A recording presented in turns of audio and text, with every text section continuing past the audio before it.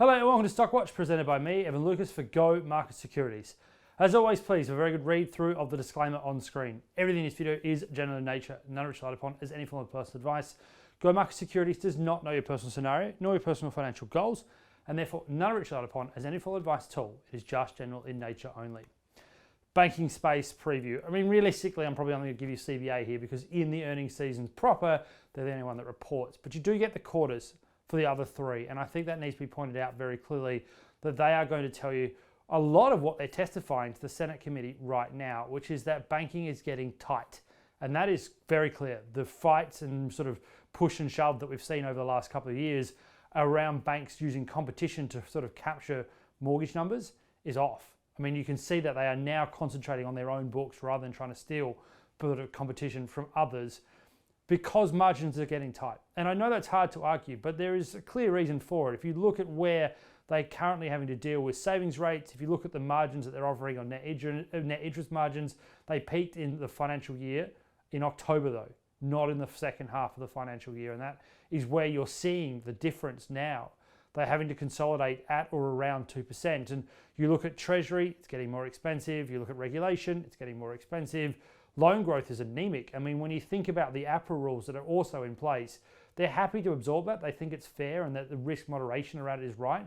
But when you're having to use the standard variable rate, which is sitting at about 6.5% in Australia, and adding 3%, so 9.5%, evaluating new loans is very, very hard. It also means that refinancing is very hard. And therefore, overall, things are static. The growth in the businesses aren't really going to be the same level as we've seen all the way through even COVID up to where we are at this point in the cycle.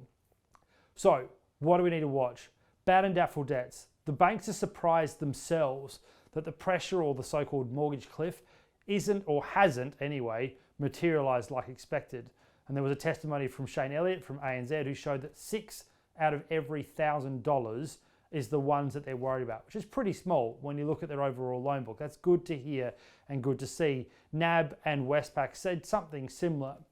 They're also showing very clearly that the other thing they're trying to do is make sure that when fixed rate mortgages come off, that their clients are able to deal with it. And that not just 1 or 2 times increases, we're talking as much as 3 and 4 for some people in the changes around their mortgage expectations and their mortgage payments.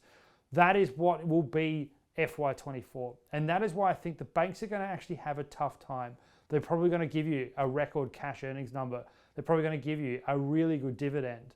But it's the next calendar and financial year that I think is a real problem for them. And they're trying to forecast that to you now. And that's why when CBA comes out, first week of August, watch what they say very closely because it will spread to every other part of the industry.